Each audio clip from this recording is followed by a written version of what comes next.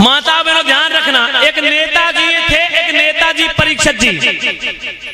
नेताजी और नेताजी के घर में एक ललित थी बहना और एक बिटिया, और कोई नहीं आगे पीछे, केवल एक ललित पैदा भाई मात्र, न कोई बेटा हुआ फिर और न कोई और लड़की पैदा हुई, केवल एक ललित पैदा हुई। और नेताजी कैसे रहे? नाय के नेता, जीवन में बेचारे जीत सदस्य ना पाए लेकिन नाय के नेता रहे।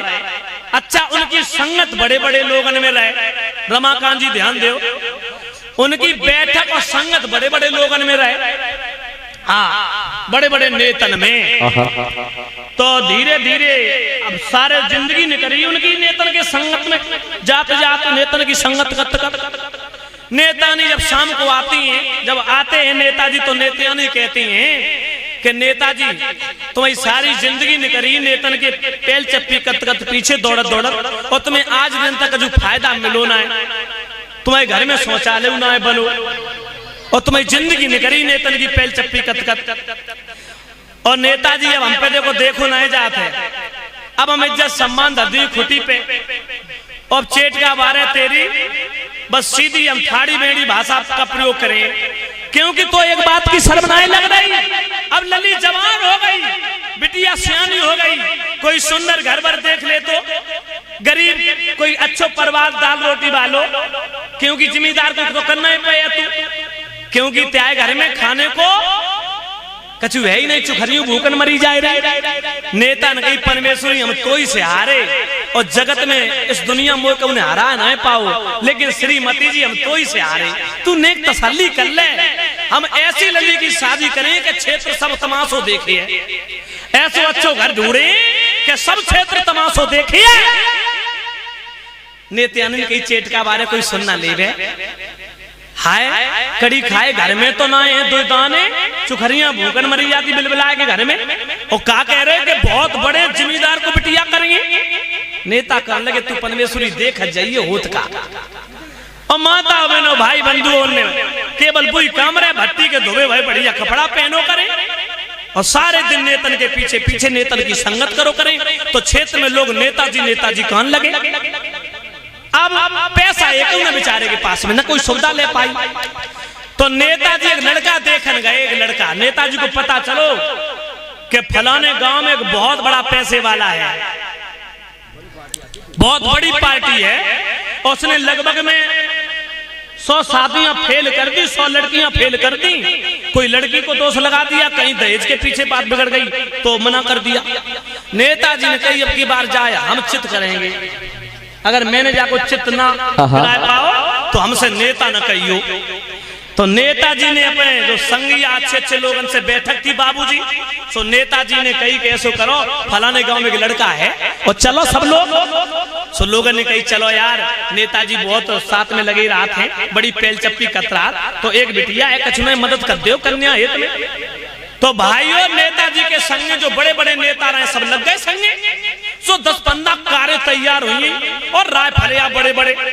अब नेताजी पहुंचे लड़का वाले के घर, और बढ़िया लग्जरी गाड़ी में सब बढ़िया महंगी कारें, फॉर्च्यूनर वगैरह। सो लड़का वाले ने देखी कि हाय कोई बड़ी पार्टी फंसी है, और अब काई छुट गया सारे जीवन की, कोई बड़ी पार्टी आई है। तब तो गाड़ी में लाइन नहीं लगी, और राय फलिया उतरते जा तो नेताजी उतरे।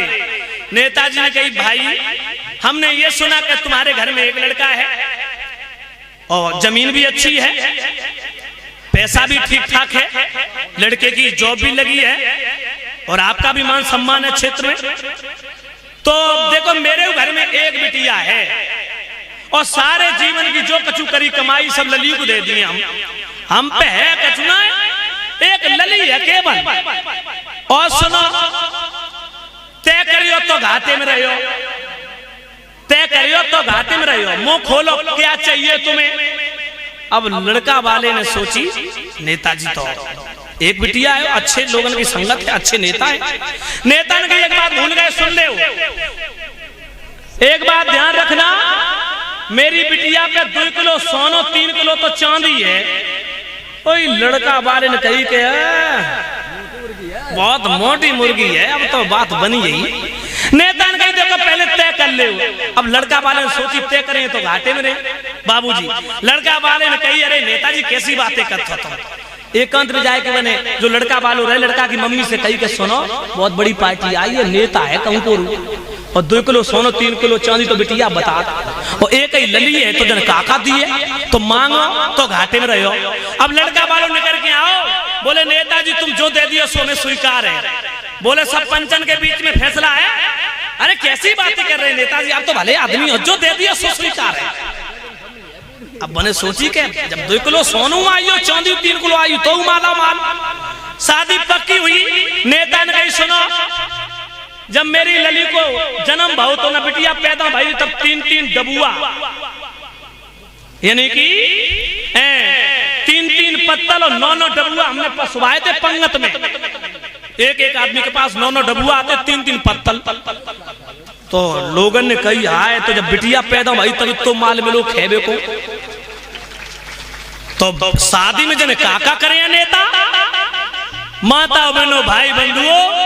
नेताजी ने विधायक जी से कही कि विधायक जी 11,000 रुपया दे दे, जेब में तो कछ में है ना पक्को कद्दे में रोका वोका लगाए दे। सो विधायक जी ने की चलो पहले चप्पी कतरो बेचारो 11,000 रुपया निकाल के दे दे नेता को। नेता ने कही तुम्हें रोका वोका नहीं दे रहे, जो तो केवल हमें इसलिए दे रहे कि गरीबन को बांट दो, जो तुम्हारे यहाँ द्वारे पे जो लोग आए हैं भीड़ भाड़ देख के इन्हें बांट दियो। और नेता चुपचाप चले गए। विवाह की डेट फिक्स हो गई परीक्षक जी, बाबूजी डेट कंफर्म हो गई। अब नेतियानी मरी जाए बोले दारी के 3 दिन रह गए और जब नकटा ने न तो चिट्ठी बटवाई न कार्ड छपवाए और न कोई हलवाई के पास गए न कोई टेंट करो। हाय अमोड़ी को कुआ में कूद जे लेके जो तो मेरी नाक कटाई दी है मेरी फतियत हो जाए। हाय गजब हुई हो। नेता आए नेतियानी ने कही कह अब 2 दिन रही है और तुमने कोई इंतजाम नहीं न कोई बर्तन भाड़े जो कन्यादान में जो आप लड़ी को दियो कोई मतलब ही नहीं, तुमने कोई व्यवस्था नहीं। नेता ने कही तेरे 5 हुए तू नेक परमेश्वरी नेक कोने में रहू 2 दिन तक तुम हमसे बोलना, हम तो से हारे हैं और मैं उन्हें हरा नहीं पाओ। अब मास्टर साहब ये लोग लड़का वाले की बसें तैयार होने लगी। ओए बढ़िया बढ़िया लोग तैयार भाई। ओए डुकरा 2 दिन से रोटी नहीं खाए बेचारे, नून पानी पिए केवल नमक पानी, कोई चावल रंधवाए जो करें। बोले के नेता के अंदर काका मान मिले खेबे को। सो 2-3 दिन से डुकरन ने तो कुछ खाओ ही नहीं बेचान ने। ओए कोई मुंह से सेट कराए, कोई डाई करवाए, कोई जूता कटिंग कटवाए। नए लड़का जो कटिंग नहीं कटाए ले जो साइड गायब और बीच में ऊंट जैसो खूब बड़ हो बढ़िया कोई कपड़ा सिलवाए, कोई कोट पेंट अंजवाए के आए। नेता के इधर काका मिले बड़ो नेता। तो ये बसें तैयार भाई, सब लोग बैठिए बस में। और एक बात तो कहेंगे जब सारे की शादी हो साले की तो जीजा को रुतबा कछु अलग ही रहा। जीजा दिखाते हैं सब लोगों के सबके सामने के हम जीजा जीजा। तो जीजा ने भैया रेड चीफ के जूता चढ़ाए पर लोग और कटिंग कटाई माताओ बढ़िया और सेंट डाली मेरी सेंट तमाम सेंट जो महकने मरे जाए सब लोग। और बस बारात चली वहां से। ये नेता के कोई इंतजाम नहीं बने, केवल जाके पत्तल डबुआ वाले से कही कि भैया इतने डबुआ पैक कर दो, इतने पत्तल पैक कर दो और पर्चा बना दो। पैसा भी नहीं दिए, बाद में दिए। तो उन्हें आराम से डबुआ पत्तल भरे चले आए ठिलिया में टिर्री में। सो नेता ने कमरा में भरवाए दे और 4-10 लड़का अपने जैसे रहे चेला चपाटे उनसे कही ऐसो करियो रे जैसी पंगत बैठे सोई तुम डबुआ पत्तल करबो शुरू हो जाएंगे और रुकियो ना करे जाइयो। और चाबी तुझा दल्ले कमरा की जब है कछु नहीं, जब केवल डबुई पत्तल है। अब लोग गए सो भैया आदर स्वागत भाव लोग एकदम उतरे। वही डुकरा सोचे कि कब खेबे को मिले जने काका बनो भैया नेता के यहाँ माली माल है। अरे बड़ो नेता है और नेता बढ़िया भट्टी के धुले कपड़ा पहने घूमे तो ये चले जाए। नेताजी ने कही पंचो पहले खाइयो कि आगे कार्रवाई बढ़ाई जाए शादी विवाह की। डुकरन ने कही नेताजी शादी विवाह बाद में करियो, पहले खिलाए दे आप पेट पूजा कर ले क्योंकि भूखे हैं। अब माता बनो सब लोग बैठिए, पंगत पड़न लगी। जब पंगत वो बिछाई पड़ी पंगत बैठन लगी। अब डबुआ वाले पसबो शुरू हुई है। पत्तल वाले एक पत्तल वालों 1000 दूसरों फिर पत्तल का तो बहुत जा। अब पत्तल एक आदमी से 3-3 4-4 6-6 8-8 9-9 पत्तल हुई है। और डबुआ की तो गिनती ना है। अब वो कछु पस्सो जाए ना, केवल डबू ही पत्थर चले। और ये नेता ने कही कह रहे लड़का को जीजा कौन है? बोले वो सामने बैठो है, जूता पहने पंगत में। अब नेता ने कही कैसे बात तो बिगड़े, नहीं तो फिर पोल पट्टी खुल जाए। सो नेता गए ढेंगा और जाएंगे कॉलर पकड़ो। अब हम 2-4 जीजा में धमकी, जो 4-6-10 तमाचे मारे। बोले भाई नालायक कहीं के, तुझे खाने को सऊर नहीं, जूता पहन के मेरे यहाँ पंगत में बैठो। अब तो लड़का को जीजा जब पिटियो तो लड़का को गुस्सा आई, पंगत में ठाड़े हुए। जीजा के जो ससुर साहब रहे यानी कि लड़का के पिताजी बेऊ खड़े हुए, बोले तुमने मेरे दामाद का अपमान कर दिया, हम तुम्हारे यहाँ कौर नहीं तोड़ेंगे। नेता ने कही हम तुम्हें कौर खिलाएंगे नहीं, माल तो बहुत बनो थो लेकिन तुम्हें खेबे को सऊर नहीं। बोले हम तुम्हारे यहाँ खाएंगे नहीं। नेताजी बोले हम खिलाएंगे नहीं, इतना माल बनवाया था, आज 3 दिन से हलवाई पसीना छोड़ रहे। हम कुत्तों को खिला देंगे, गऊओं को डाल देंगे गौशाला में, संतों को बांट देंगे, लेकिन तुम्हें खिलाएंगे नहीं। तुम्हें खैर भी करना ही मेरे यहाँ जूता पहन के। अब तो भाई लड़का और लड़का को बाप रूठी है, कहीं जीजा पिटिया ना। अब पंगतिया सब ठाड़े हुई है। नेता की पता लगा। अब लड़का के बाप ने कही मेरी बहू दे दे हमें, तुम केवल भामरे डालो हम चले जाएंगे। बोले ले जाओ तुम्हारी बहू भामरे पड़ी गई। और चुपचाप उनने कार में बहू बैठा ली और चुपचाप नहीं चले गए। अब नेता गए, नेते आने से कहो नेते आनी हर लगी ना फटकरी रसो कछु लगो 1 रुपया। तब तक दुकानदार को फोन आई, नेताजी पत्थर डबुआ को हिसाब, बोले चिंता मत कर कोरे रखे। हाँ ठिलिया में वापस करवा दिए। अब डुकर ने जाए कि जब दूर निकली गांव से, कहीं के दमाद नेता की कोई कमी ना है, हम जानते बड़ा आदमी था, तुम्हारी कमी है, तुम जूता पहले उतार देते, कमी तो तुम्हारी है।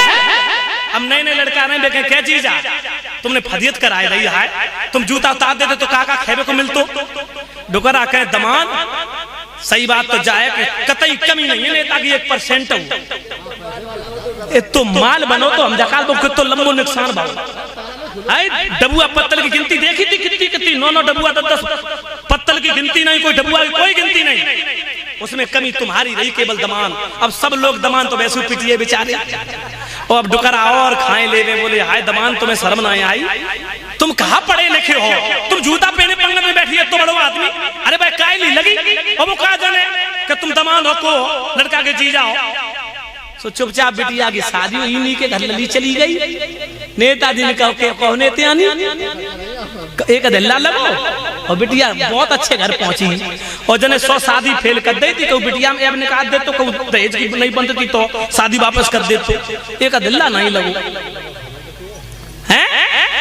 तो माता बहनों भाई बंधु ध्यान रखना, सच्चाई तो ये कि दहेज वाले के कभी बिटिया करे ही ना। जो दहेज का भूखा हो, दहेज का लोभी, उसके यहाँ कभी अपनी लली न करे, कभी बिटिया सुखी नहीं रहे। याद रखना जो माँ बाप अपनी बेटी को जन्म दे करके पढ़ाते लिखाते बड़ा करते हैं, अपने कलेजे के टुकड़े को तुम्हारे हवाले कर देते, इससे बड़ा अमानत, इससे बड़ा धन, इससे बड़ी दौलत क्या हो सकती है। लेकिन आजकल लोग दहेज को रूठ जा, नौकरी लग गई तो 20 लाख रुपया गांव लगा हैं। बोले 20 लाख रुपया लगा, फलाने गांव के आए थे तो 20 लाख देते, लेकिन हम 30 से कम नहीं भाई हैं।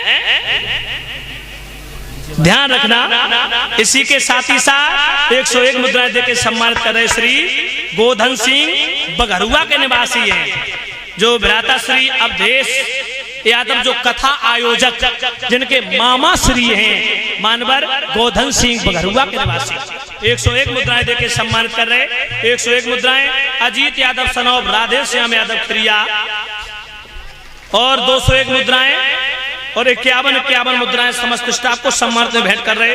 सोनू यादव सनौब श्री बाबूजी जो कविंद्र यादव क्रिया के निवासी, हमारे बाबूजी के बेटा है सोनू यादव जी, जो बाबूजी यहाँ यज्ञपति का दायित्व निभा रहे हैं।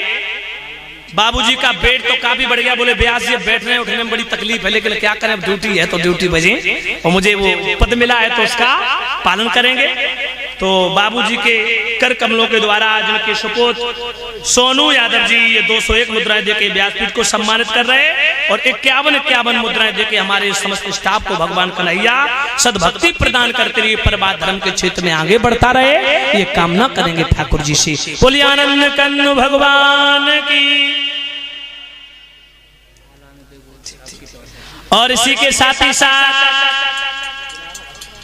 201 मुद्राएं, वो 251 मुद्राओं का हार डाल करके व्यासपीठ को सम्मानित किया गुलशन यादव खिरिया, और कलश वाली बहनों को भी 11-11 मुद्राएं देके सम्मानित कर रहे और 11-11 मुद्राएं देके समस्त स्टाफ को। सनोप होरीलाल यादव जो गुलशन यादव जी खिरिया के निवासी हैं, भगवान कन्हैया सर्वभक्ति प्रदान करते रहे। और ये मानवर शिवा यादव उर्फ बिट्टू जो बदनपुर के निवासी हैं, जो हमारे दिल के बहुत करीब हैं, बड़ा स्नेह बड़ा प्रेम है, जो अपना कीमती वक्त निकाल करके, वैसे इनके पास समय नहीं रहता है, कहीं ग्वालियर कहीं कलकत्ता कहीं मुंबई कहीं दिल्ली हैं, क्योंकि गाड़ी पे तो तुम समझ लो कहाँ मान के चलो माल लद जाए लोड हो जाए, तो समय इतना कीमती वक्त है बिट्टू के पास में, फिर भी इन्होंने 7 दिन तक अपना सारा काम धाम छोड़ करके अपना कीमती वक्त निकाल करके कथा प्रांगण में प्रतिदिन उपस्थित होते हैं, जिनके कर कमलों के द्वारा ये 1100 मुद्राओं का हार एक पगड़ी पहना करके भेंट करके व्यासपीठ को सम्मानित कर रहे और 21 मुद्राएं देके हमारे समस्त स्टाफ को यज्ञपति परीक्षित जी को भी सम्मानित कर रहे हैं। बोलिए आनंद कंद भगवान की जय हो।